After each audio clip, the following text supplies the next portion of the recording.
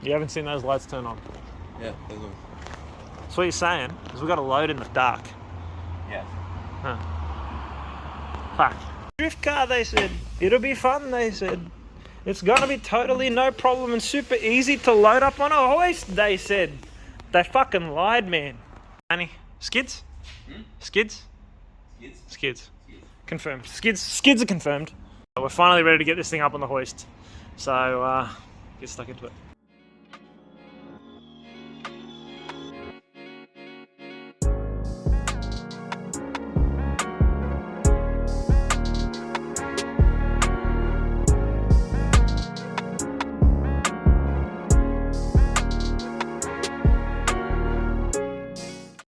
Hey guys, welcome back. I'm Anthony, this is A-Lash Drift, and on this one, retrospectively, we're going to talk about how to turbocharge your Nissan Z Series car. Behind me is my 350Z HR drift car, which has been built with TMR Performance parts, but Pulsar Turbo, some Turbo Smart bits, and a few big mistakes along the way. So everything has been provided through Mods Direct, and I'll take you through it just as promised in the last videos. So getting right into it, to the most important part, we're going to be talking about the exhaust section and the turbocharger. So here we are underneath the car. In the first video, I tried to show you all about these parts in that exploded view that we'd shown, but now you can actually see it in action and how it all bolts up.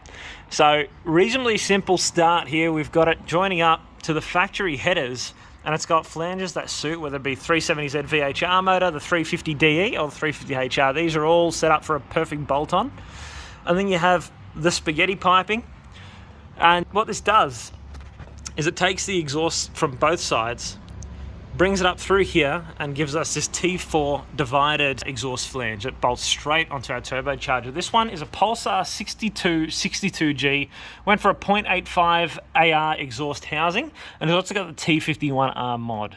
So once we get all the exhaust from both sections of the headers and it comes to here, spins our turbine, and then it just simply comes out with this V-banded exhaust turbo outlet, and that'll join up with the rest of the way, which is really convenient because it ends right here, and that bolts up to any exhaust that'll fit to the factory wipe pipe location. So in my case, I went El Cheapo and ended up with an Empire single exit catback. It was like 150 bucks, 200 bucks, fits perfectly, and that gives me a little bit more noise, but I gotta say it's not really all that loud with the turbocharger in the way. This system doesn't have a catalytic converter at all. The one for street we can provide through Mods Direct, and that'll have a cat here post-turbo. Another really important part of it, we've got a position here for a 50mm wastegate. In my case, I've got the Turbo Smart ProGate 50. It's just V-banded both sides, it's easy, and it has a recirculated section here. Honestly, it is pretty quiet, so it's probably going to get a screamer pipe pretty soon to open it up a little bit more. But for a track vehicle, yeah, it is kind of quiet. Be perfect for the street. So here you are, the Turbo Smart ProGate 50. Nothing too fancy. It is just hooked up to a Turbo Smart Boost T, and we've got these lines just running up through into the cabin, and then of course off the boost reference off the turbocharger as well. And this one here is just vented to atmosphere, which just joins up with those lines up there. What I really wish that I had when I was building this car was clear and precise instructions on where to get my oil feed and oil return from. So I'll try to make that as clear as I can now, and it should be the same across the VQ35 and VQ37 models. So we have the oil pressure switch right there. That gives us the little light on the dash that tells us whether or not we have oil pressure. That is usually straight here into the block. Just beg your pardon, thread it into the block there, just behind our oil cooler warmer thing over there. Now what I've done is I've gotten this from Aeroflow. It is an attachment which will thread straight into the block and give us a position to put the oil pressure switch, as well as having a position to get the oil feed out of there. So that was an AN4 fitting that's screwed in, and then I've got this AN4 line which just follows up around the sump, up through here, all the way across, and lastly it goes into the top of the turbocharger, which you can't really see up there, but that's where the oil feed goes from. That's pretty simple and pretty clear, and hopefully that gives you a clear indication. Now, as for the oil return, one thing that's really important with a low mounted turbocharger is understanding how you're going to get from a position that's below the oil sump back to the oil sump. So if you've already sort of looked into this, you'd know about having an oil scavenge pump. I went pretty cheap with mine. If you buy the kit through Mods Direct, you'll get a Marco oil pump. I went with something a little bit cheaper just to save on a little bit of money, but I kind of regret it given how loud this oil pump is. So we come from this oil sump. This is provided in the kit. It's got an AN8 fitting, and I've made an AN8 line, which will pass up all around this good stuff up here. It's about 1 meter's length. And we'll continue up through here and into the gear pump. Now this is a pretty typical Chinese gear pump. This one is called Sailing Flow. It's from memory, I can't even read it there, but it's a 12 litre per minute, I think it is. It's real noisy. It does the job, and it doesn't send oil through the exhaust, but the Sailing Flow, it's branded as a million different things. The most interesting part about it, from memory, it does have a 30-minute duty cycle. I've run this thing for about 8 hours, and I've not had it cough or sputter or shut down or anything, but those things are there. I do intend at some stage to put in an oil pressure switch myself, so I get some sort of indication in the interior whether or not it's working. Anyway, from there, we've got the outlet of the gear pump, and that'll come up and around, finally ending up in the oil pan sump space. So this comes pre-fitted with this AN8 fitting. Just simply screw it on, and then you've got your oil return. You also get, from memory, is about another litre of capacity. Be really careful. I didn't realise, but I also bent my oil pan. So just be careful when you're jacking the thing up and down. I've needed to put it on ramps just to clear that from now. But look, it all seals pretty good, and it's actually a really nice bit of kit and makes this job so much simpler. Most important thing, especially when you're talking about a ball bearing turbocharger like the Pulsar 6262G, is anything about water cooling, and that'll be through your coolant system, back through the turbocharger, and then back into your factory system. Through how I ran the cooling system lines. So on a ball bearing turbocharger, you're going to have one on either side. Not that you can see it all that well, but you'll just have to believe me. So this Pulsar Turbo has a fitting here that will just support an AN6 line screwed straight on. So I've got one of those each side from Raceworks. They're AN6 fittings with 90-degree bends, and it's also got a barb here for the AN6 line. Now they're going to go up into the factory bleeder port and on the opposite side of the engine, which I'll show you shortly. But what I wanted to discuss more than anything here is we're going to talk about coolant siphoning, and it's generally recommended on the lower side of the turbo because you should clock the housing slightly over. The lower side of the turbo will be your feed, and the upper side or the fitting on the higher side there is going to be your return. The reason is because when you shut your engine off, you should be able to have coolant siphoning back up through and cooling down your turbocharger, getting that hot coolant out of there. Other side of the turbocharger cooling system. So we've got those AN6 lines that come up from the turbocharger on either side, and here would normally be your factory bleeder port. Now I've gotten a T-piece from GK Tech. Usually comes with a bleeder nipple or a bleeder screw on top. I've removed that and got the same thread from Aeroflow and made that into an AN6 line. So what's beautiful about this is that when I'm bleeding it, I can pull that line off, have the coolant come through the top of that bleeder port, and then put the coolant line back on and start it up. And we have both functions, both as a coolant feed or a coolant return, depending on which side it is, as well as a bleeder port. Similarly, on the other side, there wasn't anywhere to put that and just slip that in, so I did have to make a cut in that line. Absolutely much the same in here. Exact same barb with a 90-degree fitting on an AN6 line, and they go straight to that GK Tech T-piece. Just had to cut out part of this line. Make sure you give yourself plenty of room between that bend to make this actually work. But it's been a flawless system. The turbocharger stays pretty cool, and it's really easy to route these over the gearbox, around and away from the headers. Spoken in the past about how I did a bit of a dodgy, tried to save quite a bit of money back when I first was budgeting for this build, and what I decided to do was, rather than getting prefab pieces or a fabricator do it, I decided to spend $150 or $200 and buy some prefab pieces for intercooler piping that was about 2.5 inch, and that just didn't work out. So the first time it came out of the driveway with its base tune, the lower intercooler pipe fell off because it was striking the ground. It was that low, so it was definitely not the way to go. And it also resulted in me spending more money, because then I had to go again and get it fabricated. If you go through Mods Direct, getting the full TMR Performance kit, they actually have something which is designed for the engine package that's in your car, whether it be the 35DE, the 35HR, or the 37 VHR. Which is honestly, if I had to do it again, that'd be the way that I go. At least you know 100% everything's going to fit. You can do it on jack stands. There's no half-assing around like I did. So that'd be my recommendation every day of the week. Nevertheless, I'll show you the work that Schembry's Custom Shop have produced, and it's actually really cool. I'll show you the design under it and have a look. So the Pulsar 6262G has a 4-inch compressor inlet on this side. Now, if you go with most standard kits that are low mount like this, they'll make something kind of simple to fit, and it puts the filter kind of around here, maybe up in here somewhere. But given the application of my vehicle, I mean, that'd be perfect for a street car, no problem. But this thing gets driven through puddles when it's on a wet pan every now and then. So I wanted to make sure that I could get this filter out of the engine bay. And Wayne at Schembry's Custom Shop, he did something actually quite amazing. I'll show you how he's run this up through here.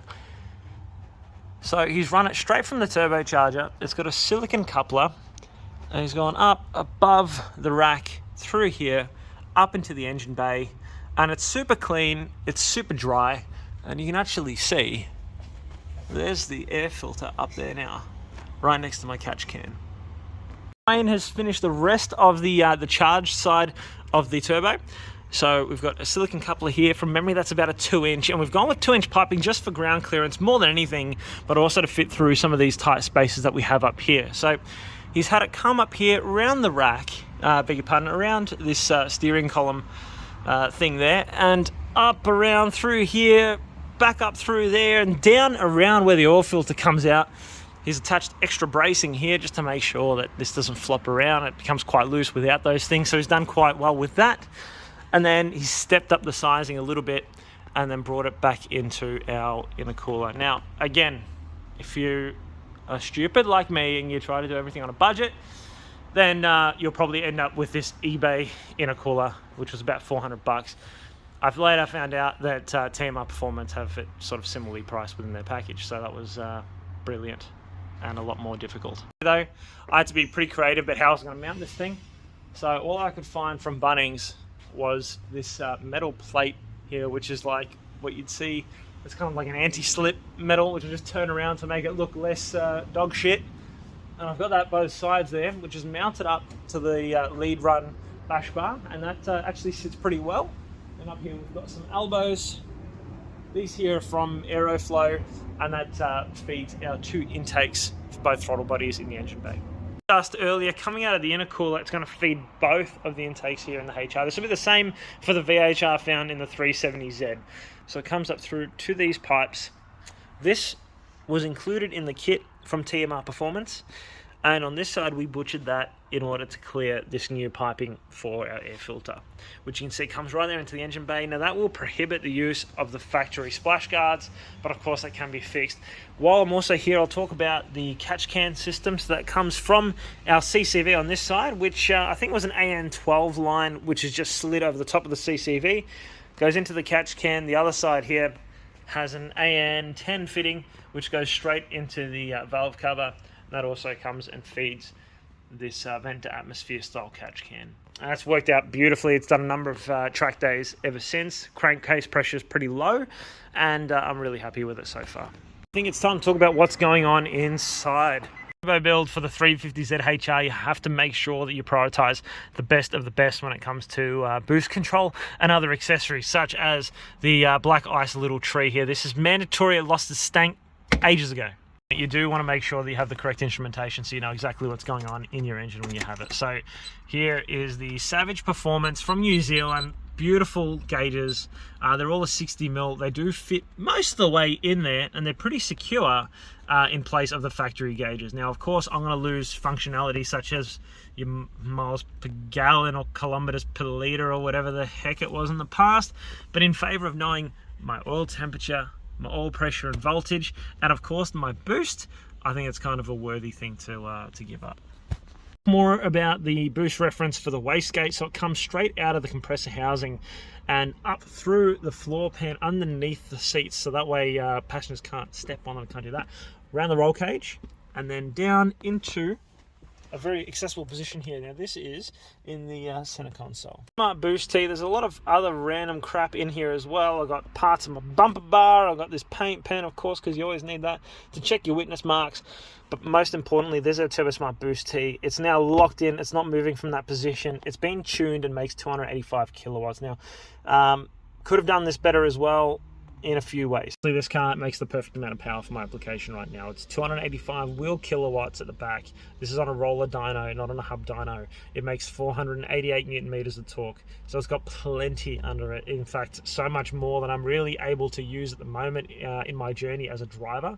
And I'm happy to just admit to that, because it is absolutely heaps. This car did not understand third and fourth gear in the past, and now it begs for both. Second is just not long enough, even with the factory final drive. So one thing that I'd recommend, if you want more power, maybe skip the boost tee and go into an electronic alternative, so you can manage your wastegate position as you get through the rev range. That I had with mine is that we found max boost coming on about 3,000 RPM with this turbocharger, which meant we had this huge torque spike exactly where I don't want it. It's so damn low in the rev range.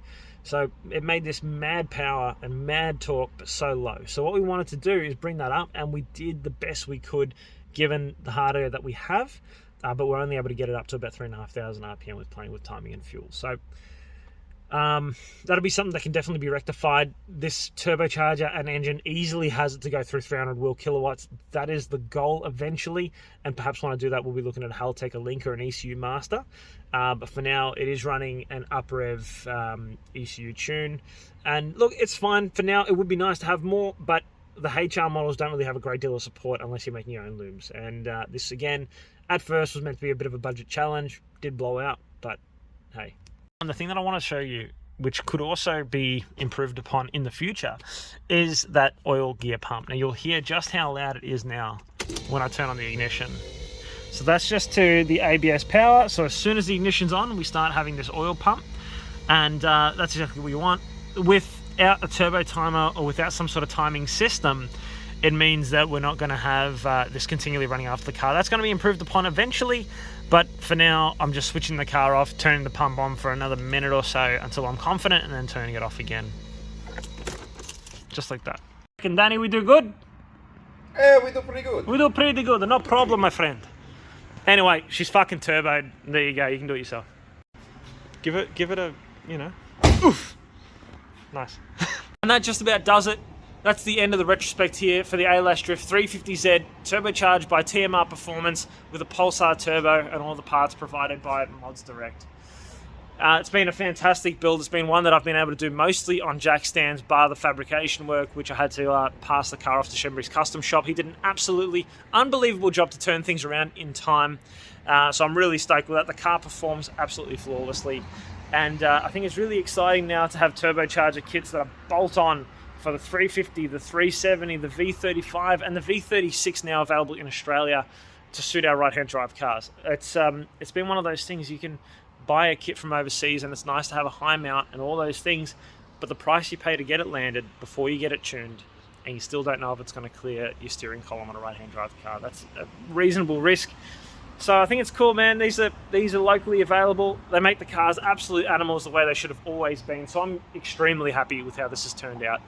If you've got any questions about the build, or about if you're doing your own build, you can just reach out to me here, reach out to me on Instagram or elsewhere, or alternatively, the Mods Direct boys will be able to Mods Direct guys will be able to look after you with all of your inquiries as well on how the TMR Performance kit fits together and how they can option it perfectly for you. So I do thank you for tuning in. It's been really awesome to give you the rundown on this. Looking forward to getting some more footage of track days and other things ahead. I'm gonna get this fucking car off the hoist.